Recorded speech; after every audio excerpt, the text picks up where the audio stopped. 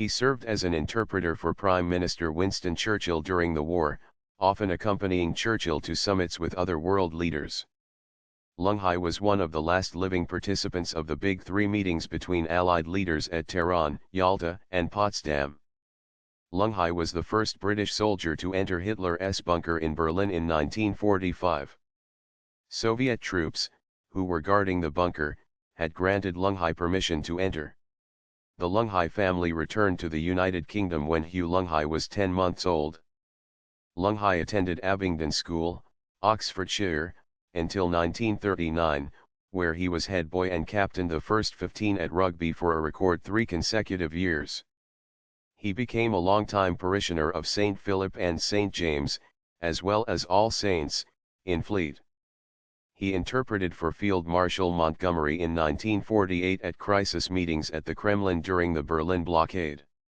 The following year, he was posted back to the Foreign Office in London, and managed to smuggle home under his seat on the train the Laika hound which he had rescued from fierce shepherd dogs in Georgia.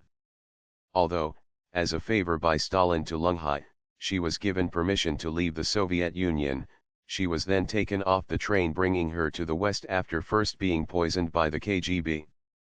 Only many years later did Lunghi discover that she had subsequently been sent to Siberia. Lunghi had a daughter by his wartime marriage to Helen Kaplan, which was dissolved.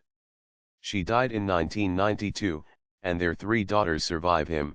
The eldest, Xantha, has been planning advisor to the NFU, Melissa has worked for many years for the NHS, and Diana is a retail fashion manager.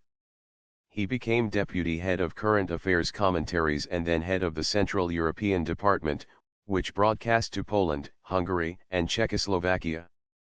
He was able to revisit Russia in the 1990s, later lectured on Soviet affairs to universities, and was an invaluable source of information and wartime reminiscence for historians. Lunghi died on March 14, 2014 at the age of 93.